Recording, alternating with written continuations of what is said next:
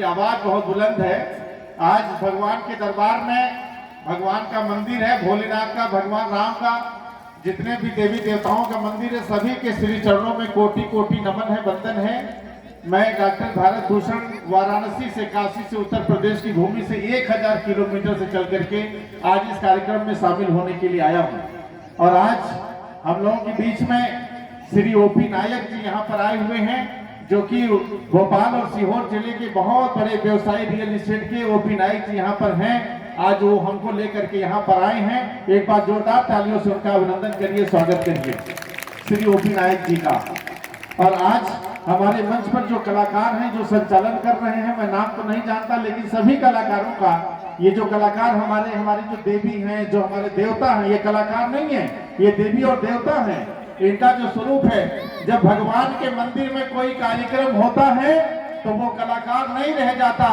जो हमारी माताएं इस कार्यक्रम में अपनी प्रस्तुति देती हैं वो देवी होती हैं, और जो हमारे कलाकार होते हैं वो देवता होते हैं। और जब ये अपनी कला साधना के माध्यम से भगवान के दरबार में नृत्य करते हैं, और जो अपने कलाकार की जो कला है, जो साधना उसकी प्रस्तुति करते हैं, तो वो भगवान को खुश करने के लिए अपनी प्रस्तुति करते हैं। और इनकी कला साधना से आपका मनोरंजन नहीं हो रहा है, इसको मनोरंजन के रूप में देखने की आवश्यकता नहीं है।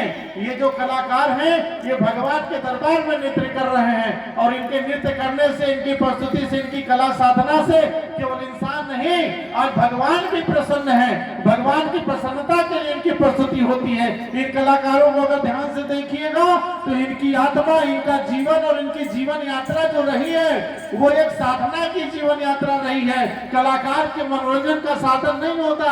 कलाकार वो होता है जो आने वाले कल को आकार देता है, वो कलाकार होता है। और जो आने वाले कल को आकार देता है, उसके ऊपर परमात्मा की विशेष कृपा होती है। और जिसके ऊपर परमात्मा की विशेष कृपा होती है, वो आत्मा से परमात्मा तक जुड़ने और जोड़ने की एक सीढ़ी होता है।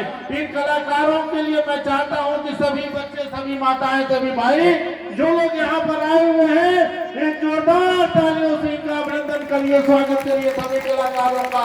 और एक बार ऐसी तालियों से, इन तालियों से मैं संतुष्ट नहीं हूँ, ऐसी ताली बजाइए जो आपने जिंदगी में कभी किसी के लिए ताली नहीं बजाया होगा।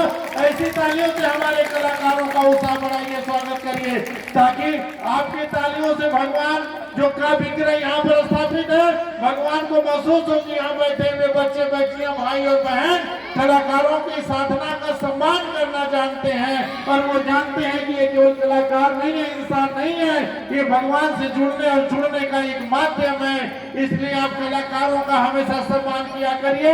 अपने परिवार को छोड़ करके, अपने घर को छोड़ करके कितने दूर से ये कलाकार आते हैं, भगवान को खुश करने के लिए आते हैं, भगवान के दरबार में प्रस्तुति देने के लिए आते हैं। इसलिए इनका विशेष महात्मा होता है। इसलिए बच्चों, मैं आपसे निवेदन करता हूं कि जब तक ये प्रस्तुति चलेगी, कलाकारों का प्रस्तुति जब तक आप देखेंगे, इस भाव से देखिएगा कि भगवान ने इन्हें हमारे गांव में, हमारे इलाके में, हमारे क्षेत्र में भेजा है कि भगवान की भक्ति जागृत हो, आपके दिल में भगवान के प्रति आस्था जागृत हो। क्योंकि ये कोई शादी विवाह नहीं है, किसी व्यक्तिगत व्यक्ति का कार्यक्रम नहीं है, ये भगवान का दरबार है। और भगवान के दरबार में कोई कलाकार आता है तो भगवान का दूत बन करके आता है, भगवान का अग्रदूत बन करके आता है। इसलिए उसका सम्मान करना आपकी नैतिक जिम्मेदारी है। और जब आप दूसरों का सम्मान करेंगे तो आपका भी दुनिया में बहुत बड़ा सम्मान होगा। और आप जिस भी क्षेत्र में काम कर रहे हैं, चाहे पढ़ाई में, चाहे व्यापार में, चाहे किसी भी क्षेत्र में काम कर रहे हैं, इन कलाकारों का आशीर्वाद अगर दिल से, हृदय से मिल गया तो आप अपने क्षेत्र में कामयाब हो जाएंगे, आपको जीवन में कामयाबी मिलेगी। क्योंकि कलाकार को अगर किसी प्रकार से आपके आचरण और व्यवहार से कष्ट हो गया तो निश्चित रूप से आपका नुकसान होगा। लेकिन इन कलाकारों का हृदय आनंदित हो गया आपके व्यवहार से, आपके सम्मान से, तो आप अपने जीवन के सभी प्रकार के क्षेत्रों में आगे बढ़ेंगे, इसमें कोई दो राय नहीं है। यही भगवान की वाणी होती है, यही भगवान की कृपा होती है। भगवान कभी साक्षात चल करके आपके बीच में नहीं आता, भगवान इंसान के माध्यम से ही आपके बीच में आता है। और वो बताने का एहसास करता है कि ये बहुरंगी दुनिया दुनिया जो आपकी आंखों के सामने दिखाई दे रही है, ये दुनिया हमने बनाई है और इसमें आपको मौज लेना है, किसी को कष्ट नहीं पहुंचाना है, किसी को तकलीफ नहीं देना है, आनंद ही आनंद लेना है। और जो आनंद आज यहाँ पर आपको प्राप्त हो रहा है, ये आनंद प्राप्त करने का सौभाग्य सबको प्राप्त नहीं है।